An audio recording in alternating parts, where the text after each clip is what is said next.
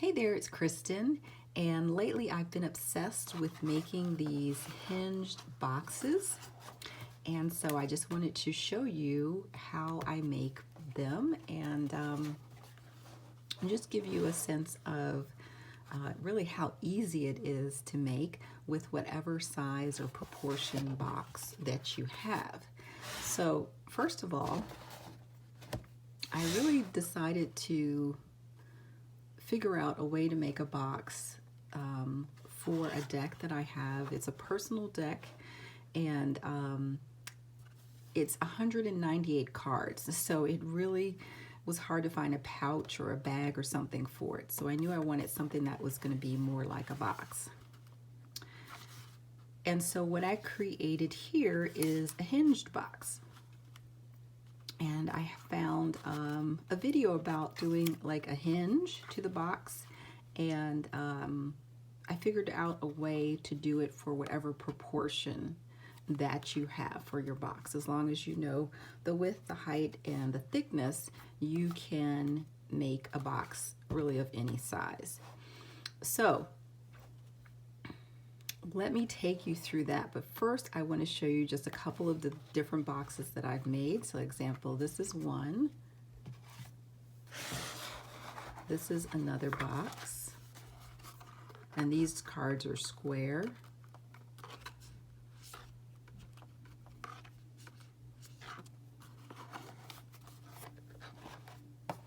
This is for the Creativity Oracle deck. And I find that, you know, I like making the boxes for decks that are either too large, like in size for my hands to shuffle, or maybe there's too many cards to shuffle at once. And it's easy enough just to kind of stick my hand in there and pull out a card. So I'm making sure that the boxes are a little bit wider so that I can use them as part of the divination process, meaning I can actually just think of my question and pull out a card.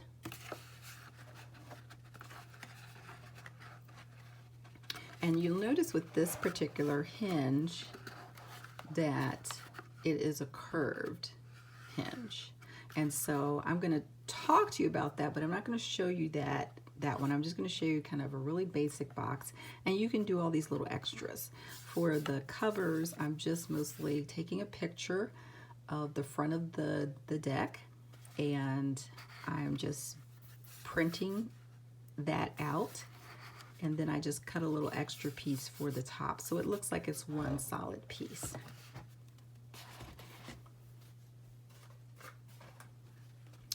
And here's a box that I did for the Next World Tarot. This is the mini version, and you can see that I have the book inside with the deck as well. This one I don't really mind shuffling. This deck is actually pretty easy to shuffle, but I did want a box that would hold the book as well. And I find that this works really well for if you have round decks, which to me are notoriously difficult to shuffle, especially if they're kind of large. And so I made this one for the Wild Unknown Archetypes deck.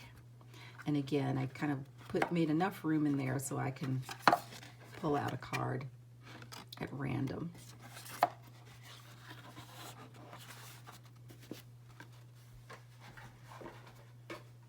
So if you have a deck that is, you know, again, for some reason it might be difficult to shuffle, I think this box idea is a really good concept just for that. So what I'm going to do is show you how I'm going to make a box for the deck of character. And I will put links for all of these decks that I'm talking about in the description. So this is the deck of character. It's a really, really cute deck, but I find that I don't use it that much. I like a deck that has a lot of cards, which this one does, but it's also a little bit more difficult to shuffle, I think, all of them, unless you do like a washing shuffle where you spread them all out. And I like to keep them so that they're not reversed, because if you look through, you can see some of them are reversed, because that's how I've been doing them. So I think I would prefer to have them in a box and then just be able to choose them, you know, from the box. Now this deck is a pretty small size, so I am going to show you using just an 8x11 piece of cardstock. Let's go through the supplies really quickly for what I think that you might need. So the first thing is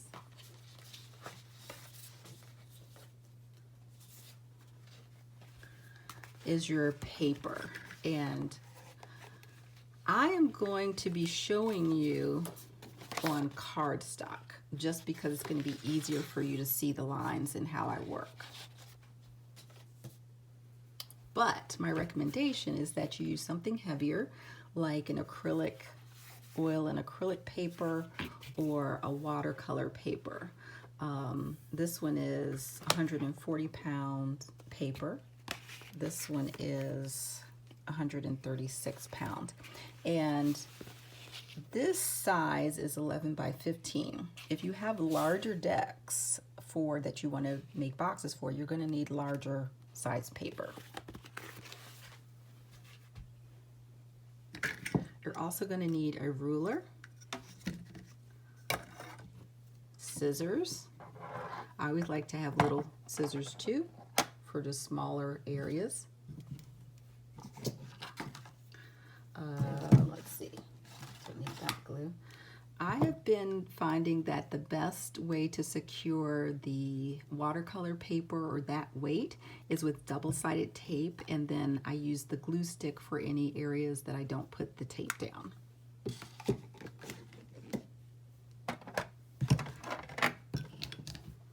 And then I do recommend that you find a scoreboard to use.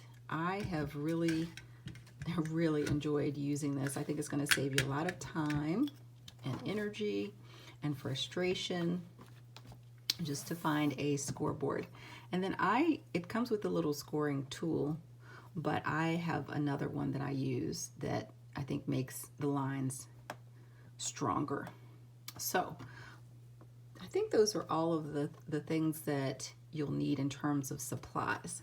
So let me just kind of walk you through the process. I've already done most of it, but I want to just show you, to me the most important thing is about how to figure out how to size this for any deck. So you want to have 3 different measurements. And I'm just going to pull up the deck here. The first thing that you want is the thickness of the deck. So that is going to be this measurement, and I'm measuring everything in inches, and I do everything to the 1/4 inch just because that's easier for me. So you want to get the thickness, and you're just going to measure it, and I kind of round up to the next 1/4 inch. So I have already determined this one is 1.5 inches in terms of the thickness. You are also going to need the width.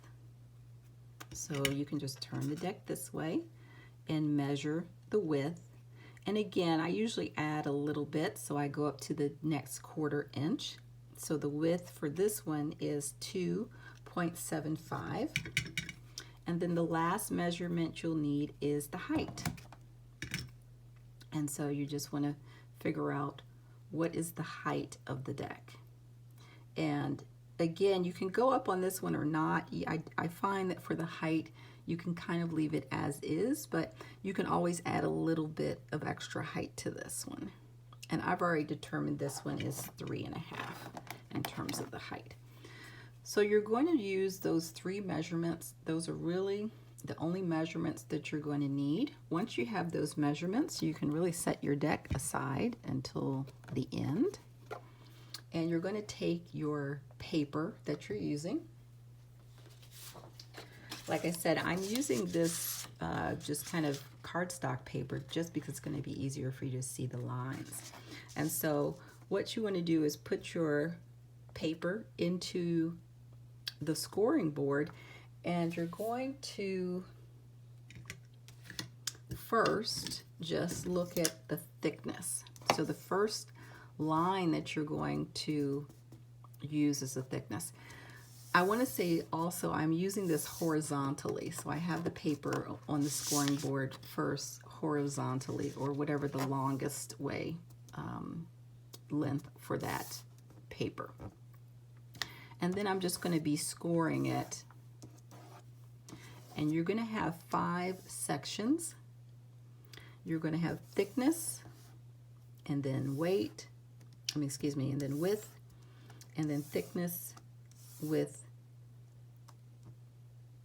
and thickness. So let me just show you. It's going to be easier for me to just show you. So the first one is thickness is, we have 1.5.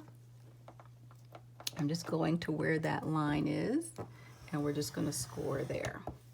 Then I take my ruler so I can do the rest of these measurements, and we're going to go and find the width, which is 2.75. So I'm just lining up my 0 here at this line, and I'm just looking for where 2.75 would be. And it looks like it would be right here. So I'm going to score right there. And then we go back and we do again the thickness, 1.5. We're going to score that. And then we're going to score the width again, and then the thickness. Let me show you what it looks like.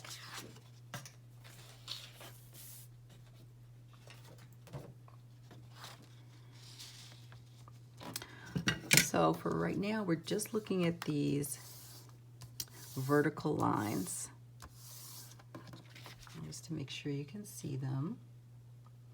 So we have our thickness, then width, then thickness, then width, and then thickness.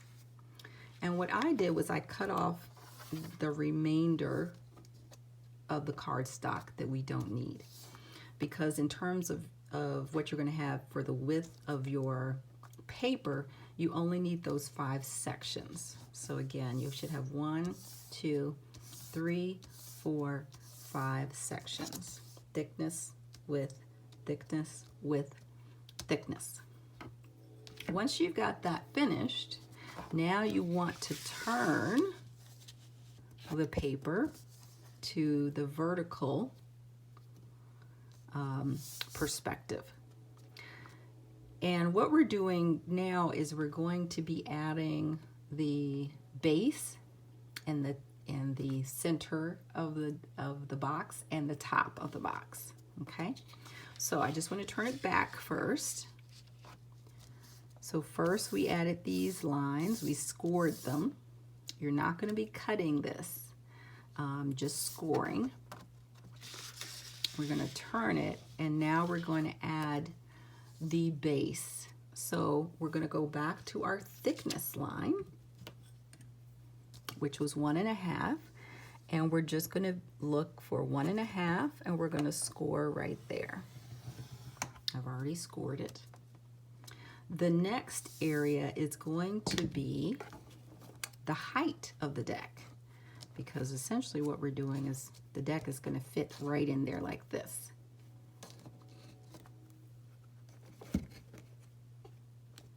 So the next section is the height of the deck. We said that's 3.5.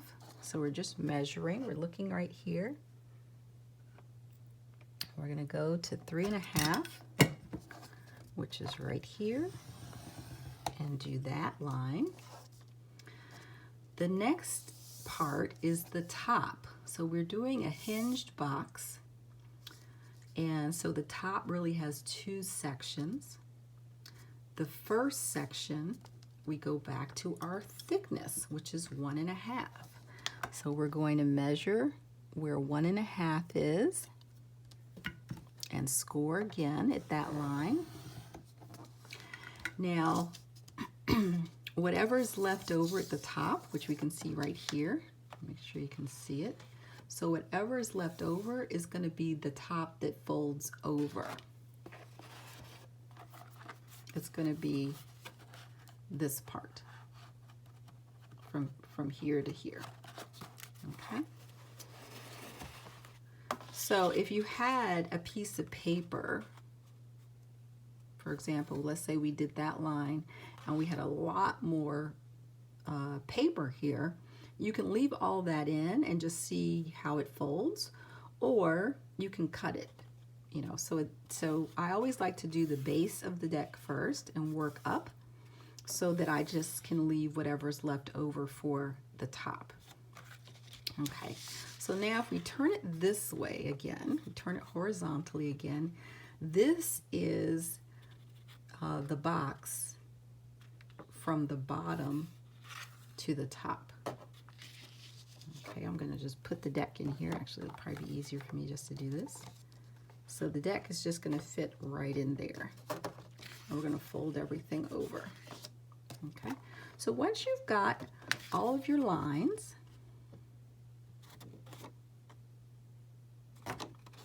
and you can see the top of your box and the base of your box, the next thing that I do is I just go back through these score lines and just crease them.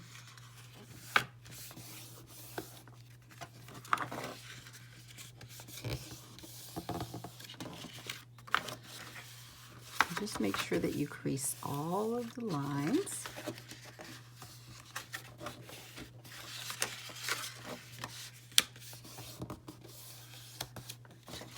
Once you've done that grouping, turn it, and so make sure that you get the horizontal and the vertical lines.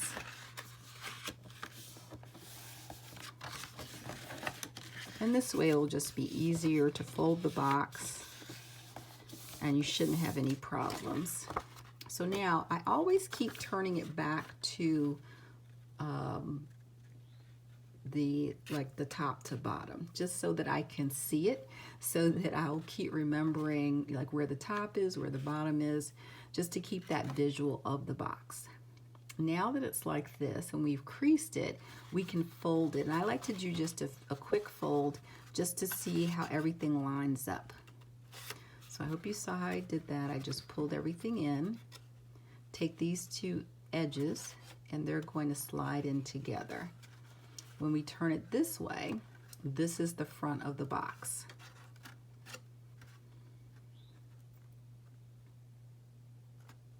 So we see the base here, we see the top here, we see these two sections for the top that are going to become our hinge that folds over.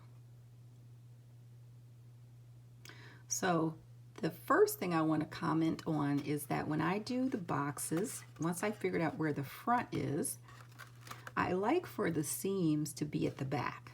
So if you notice how I'm holding this area here is at the back of the box.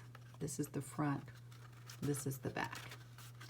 When it comes to the base, I will fold this part in last so that that seam will be back here, not at the front.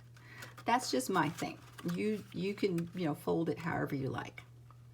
So what I'm going to do right now is just open it up from here. We see where the front of the box is. And when we open it up here and look at the base, this is the base. We're going to cut all of these lines vertically up to this line. Cut, cut, and cut. So I'm just going to go through and cut those really quickly. Just using my scissors.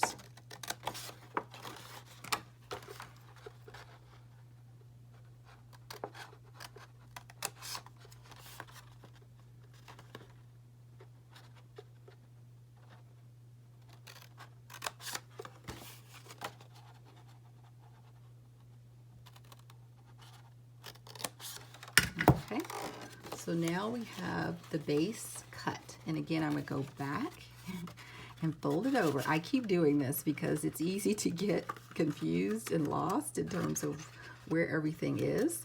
So now we can see how that bottom is going to fold. This is the front. This is the bottom. I'm folding that front bottom piece away so the seam would be back here, And we can see the seam on the side is to the back as well. Okay, so that's the first thing that I do. And just bringing it back to the front, we need to cut out a piece of the top so that we can create the hinge. So if this is your front, you're going to cut from this area all the way to this area. Okay, so I'm going to go ahead and cut that out.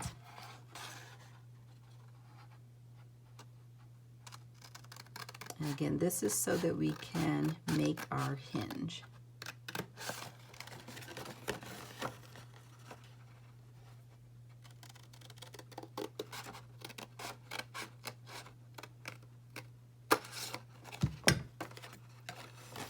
Again, go back to the front of the box. You'd be surprised how confused you get just doing this. So now this is the front of the box. Okay, so we've cut out that whole section. We've cut out the side and this front part. The next thing that I'm going to do is cut these sides right here. I call it kind of making wings. So we're going to cut right here. I'm going to turn it over, and we're going to do the same thing on the other side.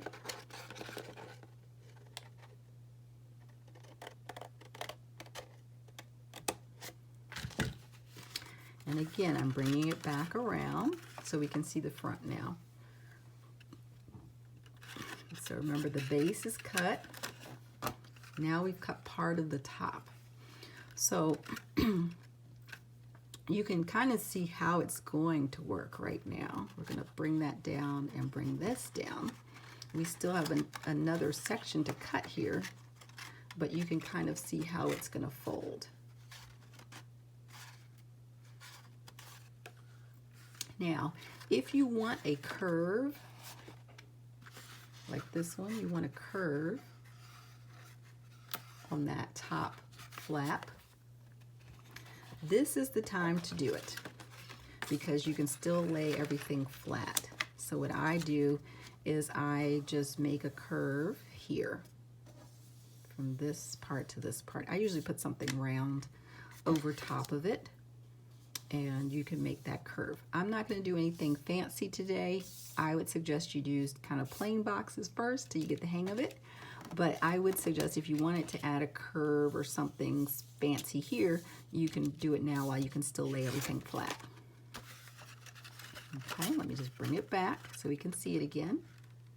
Now we still have another part to cut to make this hinge. So now we're going to cut. I was just showing you, you don't have to pause in between these cuts. I was just doing that to show you in case you wanted to make that curve. I would do it when this whole top part is still intact.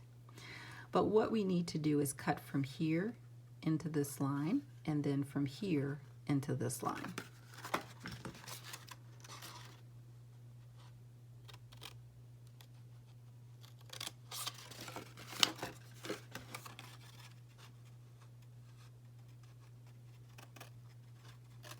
And now that we've cut this part, let's bring it back to the front of the box.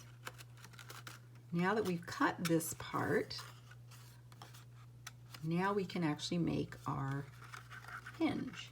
So we're going to take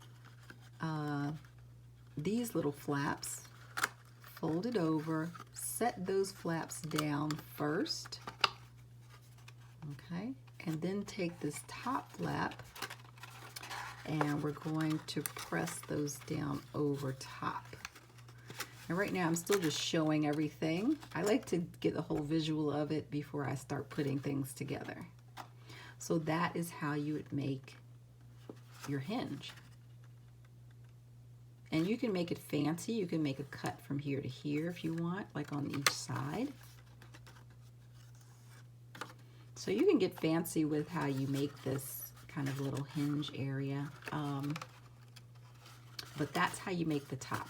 Now, I don't start with the top in terms of putting it together. I actually start with this side right here. So again, once you figured out your front, you're going to take these two pieces, and you're going to join them together.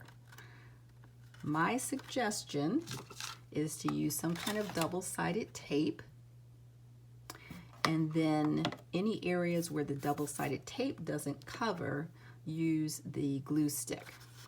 So I would put the double-sided tape here and then maybe the glue stick in between. So let me move this really quickly so I don't get glue on my scoring board.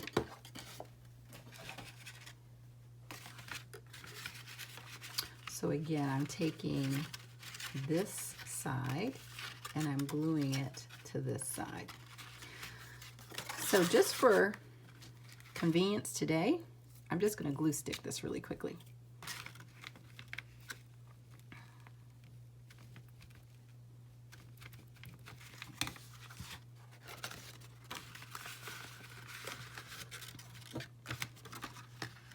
And then I'm just going to fold this piece over.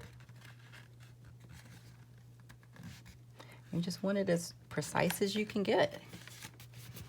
Fold it and rub it real good. Okay.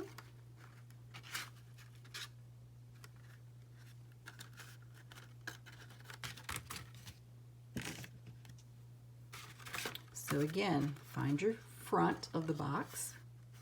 We have secured the side already. Now I work on the base. Okay, so one thing just to point out with the base is you'll find that you have 5 flaps. 1, 2, 3, 4, and this inner flap here. Okay. In a box like this, I just cut that flap out.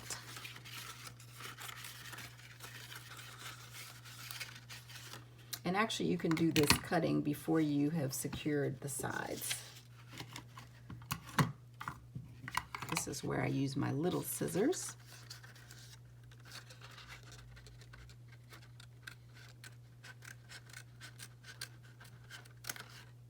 Okay, just cut that out. Now, if I have a box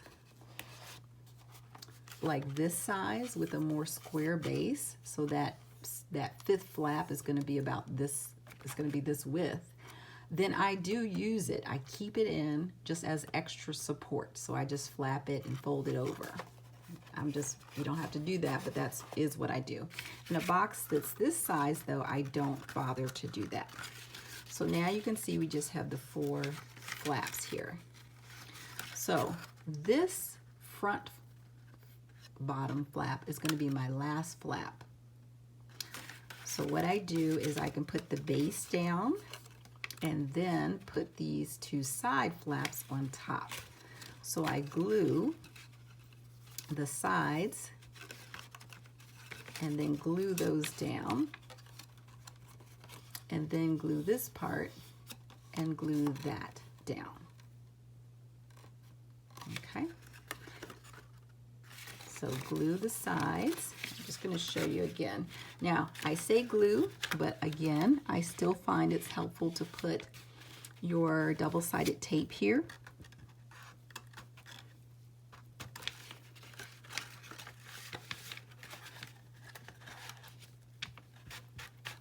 I'm doing this really quickly. I do it with a little bit more precision. Again, remember where your front of your box is. Okay, we're going to put this in first. And remember to kind of straighten it. Things will get a little wobbly sometimes with the box, so just straighten everything. I'm putting one flap down. Then I'm going to put the other flap down. And then what I usually do is I turn the box upside down, or right side up rather. I open it up.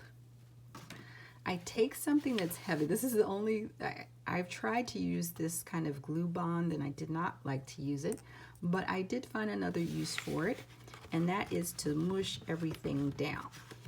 So I take this little piece and all I'm doing is just kind of pressing it into the box, getting it pressed all through the bottom of the box on the sides. And it's good because it fits, you know, the box is even a smaller box. You could use anything else that's, you can just use, you could use your hands if they were, you know, small enough to get into that part. So, again, this is the front of the box. And this is what we have glued down so it's secure. And the next thing we're going to do is put our tape and glue on this part and fold that over. Okay, and I've actually already did one. So I've already done this one. And so the entire box, bottom of the box, is complete. We see our seams are in the back. And now all we have to finish is this top part. So just to show you again, we pull these two flaps down and then this kind of wraps around the sides. So just to keep this simple, all that I need to do is glue this area and then glue this area. So I'm just going to glue this little square on either side. And like I said, I would use some double-sided tape. I'm just doing this quickly.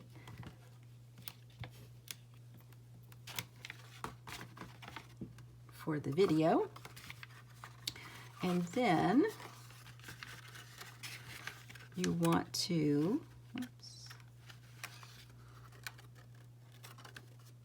let me see if I can do this in the camera. And then you just want to take it and fold it down here. Squeeze it here just to secure it. And then turn it over and do the same thing over here. Just line up these edges.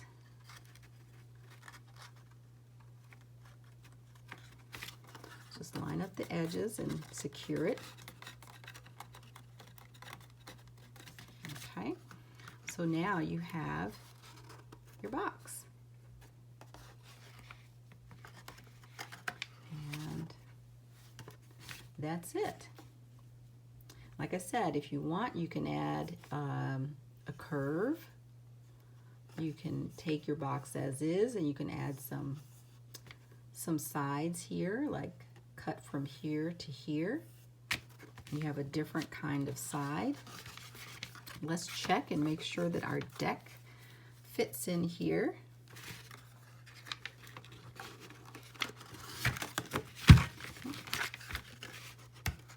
Okay. Looks good. And it's also hopefully big enough, like when I say big enough, I mean roomy enough, so that I can pull cards at random just by kind of sticking my fingers in there. Yeah, so I do like when I can do that. That just makes everything easier. So you can see that we have you know, enough room on the sides. Remember, I just went up to the 1/4 inch for these. The box lid comes down. I think that, you know, you'll get a sense of how much lid you need, but there is kind of a proportion, I think, that works nicely for the box size. So for this one, I would probably have added a little curve and made it a little bit higher up. But again, I just wanted to show you just so that you can have the base, the foundation, and then you can experiment and be really creative with your boxes. So I hope that this gives you a sense of how to make all different types of boxes. And so far, I have had some weird glitches with some of my boxes where my measurements didn't quite add up. But for the most part, what I find is that if you have the thickness the height and the width. You can make a box that is really any size. And as long as you have a piece of paper, you know, as long as you have watercolor paper or whatever your weight paper is, that is long enough or large enough for it. And I've been working with just that, it was 11 by 15 watercolor paper, and I've made all different size boxes that you see here. I haven't gone higher than that 11 by 15 watercolor paper. So I hope this gives you a pretty good tutorial on how to make your own box relatively easily in whatever size that you choose. And again, just have fun with it. You can decorate it, have fun decorating it. You can draw, you can paint, you can doodle, whatever you want. I just print these out on the computer and just use a glue stick to glue them on. So enjoy.